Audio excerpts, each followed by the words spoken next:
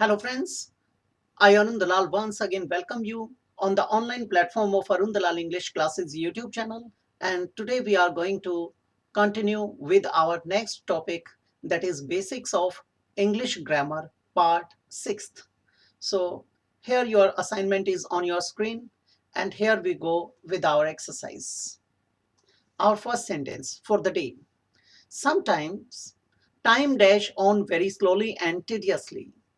बेटे यहाँ टाइम आया, टाइम हमारा सिंगुलर है तो सिंगुलर वर्ब आएगा। वेयर गलत हो गया क्योंकि ये तो प्लूरल वर्ब है। टू वेयर आ नहीं सकता, वेयरिंग आ नहीं सकता, क्या आ जाएगा? Wears. He dash his car every weekend. He हमारा सिंगुलर है बेटे, तो सिंगुलर वर्ब आएगा। अब वॉश तो हो नहीं सकता, वॉशेज हो सकता है। वॉशिंग गलत हो गया बेटे, पास्ट की कोई बात नहीं है, वॉश्ड नहीं आएगा, क्या आ जाएगा हमारा? वॉशेज। और यहाँ एवरी वीकेंड यानी उसके रूटीन को बता रहा है, लेकिन ये नहीं दिया गया होता तो सेकंड ऑप्शन का क्या आता हमारा? वॉश्ड। डैश और doing the dishes is sometimes very boring.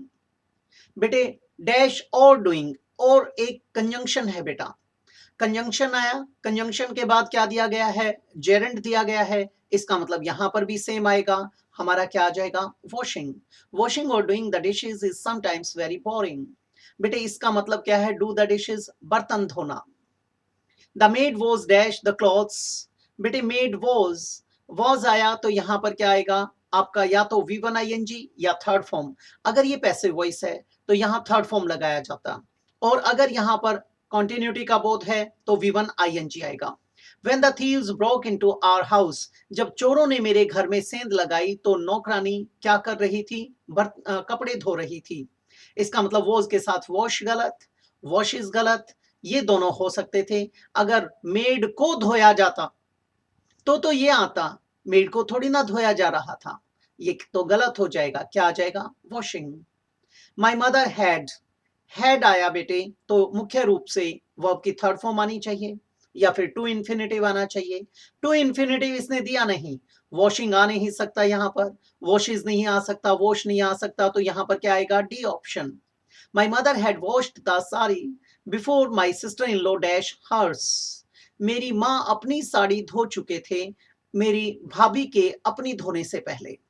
अब यहां पर क्या आ जाएगा? यहां पर भी ये डी ऑप्शन आएगा, लेकिन इस डी में और इस डी में अंतर है।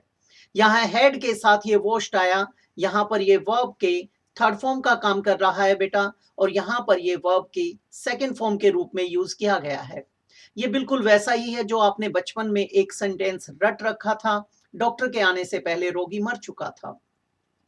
हेड के साथ ये क्या बन गया? पास्ट पार्टिसिपल, और यहां पर अकेला आया, ये क्या है? Past tense. By the time the maid, बेटे बाय द टाइम आ जाए या बिफोर आ जाए, दोनों का सेम मीनिंग होता है। अब यहां पर bye the time the made dash the carpet my parents had left for Dubai. बेटे यहां पर हेड के साथ थर्ड फॉर्म आया, ये बिल्कुल वैसा ही है जैसे इस वाले सेंटेंस को पीछे लिख दिया गया हो, तो ये वाला सेंटेंस कहां पर आएगा? यहां पर आएगा। इसका मतलब यहाँ सेकंड फॉर्म आ जाएगी। सेकंड फॉर्म कहाँ है? डी ऑप्शन में, तो यहाँ पर क्या आ जाएगा? वॉश्ड, ये बन जाएगा हमारा। और यहां पर ये क्या कहलाएगा? आपका सेकंड फॉर्म। क्यों? क्योंकि लेफ्ट हमारी वर्ब की थर्ड फॉर्म दे रखी है। ये थे हमारे 26 तक। आगे बढ़ते हैं बेटा। आप लोग जब कभी भी इनके एक्सरसाइज करें तो आप हमेशा पहले अपने वीडियो को पॉज कर लें ताकि आप खुद कर सकें, और इनके आंसर्स आप अपनी नोटबुक के ऊपर लिखें और बाद में टैली करें। बेटे 26 ये तो हमारा हो गया था। 27 dash your hands properly before you take your meal. बेटे बिफोर तो आया, लेकिन हमने यहां पर वर्ब की फर्स्ट फॉर्म दे रखी है, यानी प्रेजेंट में रख रखा है। इसका मतलब क्या है? ये हमारा इंपेरेटिव सेंटेंस है। इंपेरेटिव सेंटेंसेस कौन से होते हैं? ये वो सेंटेंसेस होते हैं बेटा जिनके अंदर order, request, advice, entreaty, suggestion, command, proposal आदि आता है। तो ये किसको एड्रेस करके बोले जाते हैं? सेकंड पर्सन को। जैसे आप कहते हो open the door, come in, smile please, wait for me, तो यहां पर वर्ब का फर्स्ट फॉर्म आएगा। अब वर्ब का फर्स्ट फॉर्म आएगा तो बेटे वॉश्ड तो हो नहीं सकता, ये तो सेकंड या थर्ड। वॉशिंग बिल्कुल गलत हो गया, वॉशेस गलत हो गया, क्या आ जाएगा wash. Wash your hands properly before you take your meal. She dash her house every Tuesday. Every Tuesday बेटे रूटीन को बता रहा है। अब केवल इतना होता तो हम इसको प्रेजेंट में कंसिडर कर सकते थे। शी के साथ शी सिंगुलर है तो सिंगुलर वर्ब आएगा, वॉश नहीं हो सकता।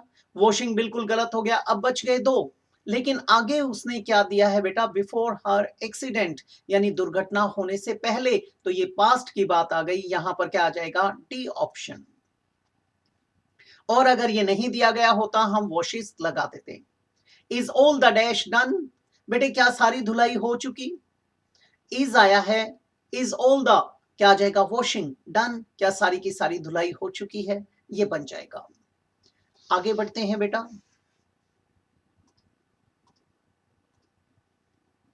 हमारा 30th सेंटेंस। वेल बेटे, नैन्सी। बेटा नैन्सी हमारा सिंगुलर सब्जेक्ट है तो सिंगुलर वर्ब आना चाहिए।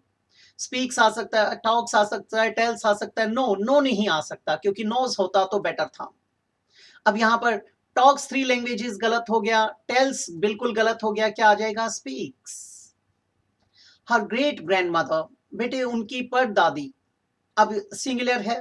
डैश मच, बहुत ज्यादा बोलते हैं। She is garrulous, loquacious, talkative, chatterbox, ये होते हैं बातूनी, वाचाल, बहुत ज्यादा बोलने वाले, उनको कहते हैं गैरुलस, लक्वेशियस, टॉकेटिव, चैटरबॉक्स। इनका एंटोनिम होता है बेटा रेटिसेंट या टेसिटर्न। अब दादी माँ की बात की गई है, वो बहुत ज्यादा बातें करती है। स्पीक्स मच हो सकता है, टॉक्स मच हो सकता है, टेल्स गलत हो गया, नो बिल्कुल ही गलत हो गया। अब वो बहुत ज्यादा बोलती है तो वो बातें करती है, बड़बड़ बड़बड़ बड़ थोड़ी ना करेगी। तो क्या आ जाएगा, her great grand mother talks much, ना कि स्पीक्स मच।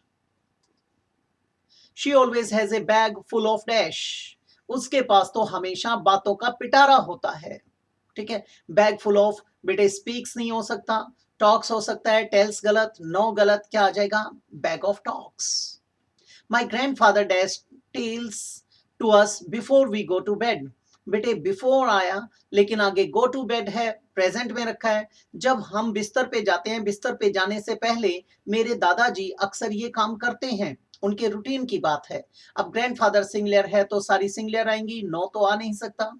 अब बेटे दादाजी कहानी सुनाते हैं, स्पीक टेल्स तो होता नहीं है बेटे, टॉक्स टेल्स होता नहीं है, क्या आता है, टेल टेल्स, कहानियां सुनाने के लिए। We dash her very well. बेटे वी हमारा प्लूरल सब्जेक्ट है तो प्लूरल वर्ब आएगी। ये speaks singular, talks singular, tells singular, क्या आ जाएगा, नो। उम्मीद करता हूं ये आपको समझ आए होंगे। अगले कुछ एक सेंटेंसेस और देखते हैं।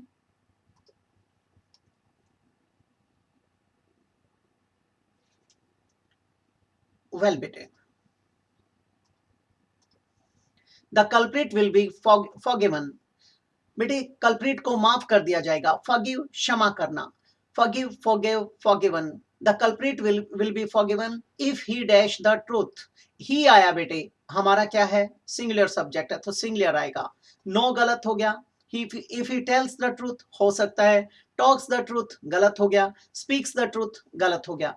अब बेटे यहां पर स्पीक का प्रयोग तो जब करते हैं जब जनरल हैबिट होती है, तो यहां अगर वो सच बताएगा तो उसे माफ किया जाएगा। यहां पर जो सच बोलने की बात आई वो बताने से रिलेटेड है, क्या आ जाएगा, टेल्स। ये नहीं होता तो नंबर 2 पर इसको लगाते। आई कैनॉट ट्रस्ट हिम, मैं उस पर भरोसा नहीं कर सकता, प्रेजेंट है बेटे। Because he always, he singular है बेटा, डैश अलाई, नो तो हो नहीं सकता क्योंकि ही हमारा सिंगुलर है, ये प्लूरल वर्ब है। टेल्स अलाई हो सकता है, टॉक्स नहीं हो सकता, टॉक्स अलाई। स्पीक्स का प्रयोग सच के साथ किया जाता है, ये गलत हो जाएगा, टेल्स अलाई। इफ यू डैश, बेटे यू आया तो हमारी प्लूरल वर्ब आएगी, तो स्पीक्स नहीं, टॉक्स नहीं, टेल्स नहीं, क्या आएगा, know. If you know each other, let us dash before it is too late. If you know each other, अगर आप दोनों एक दूसरे को जानते हैं, लेट्स डैश, लेट्स, लेट आ गया बेटे तो इसके बाद भी वर्ब की फर्स्ट फॉर्म आएगी और बेयर इंफिनिटिव आएगा, क्योंकि लेट के बाद ऑब्जेक्ट लगने के बाद हमेशा बेयर इंफिनिटिव आता है, यानी वर्ब की फर्स्ट फॉर्म आती है। तो टेल्स गलत, टॉक्स गलत, स्पीक्स गलत, क्या आ जाएगा, no. My dad dash at 4 o'clock every morning, बेटे उनके रूटीन की बात की गई है।